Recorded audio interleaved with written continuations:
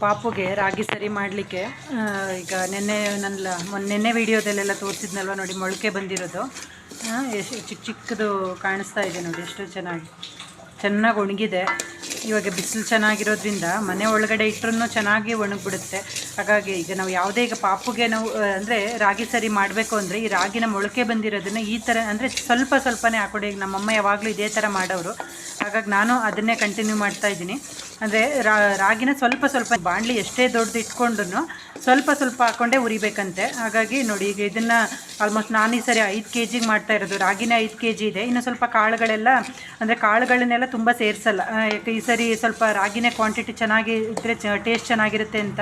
ಯಾಕೆಂದರೆ ಯಾರೋ ಹುಬ್ಳಿಗೆ ಕಳಿಸ್ತಾ ಇದ್ದೆ, ಅವರು ಅಮೃತ ಅವ್ರು ಹೇಳಿದ್ರು ಸ್ವಲ್ಪ ಲಾಸ್ಟ್ ಟೈಮ್ ಎಲ್ಲ ಫ್ಲೇವರು ಜಾಸ್ತಿ ಆಯಿತು, ಹೆಸರು ಕಾಳ್ದು ಫ್ಲೇವರ್ ಏನೋ ಜಾಸ್ತಿ ಆಗಿದೆ ಶಿಲ್ಪ, ಅದನ್ನು ಸ್ವಲ್ಪ ಕಡಿಮೆ ಮಾಡಿ ಅಂತ ಹೇಳಿದರು. ಖಂಡಿತವಾಗ್ಲೂ ಅದಕ್ಕೆ ಈ ಸರಿ ಸ್ವಲ್ಪ ಚೇಂಜ್ ಮಾಡ್ತಾಯಿದ್ದೀನಿ.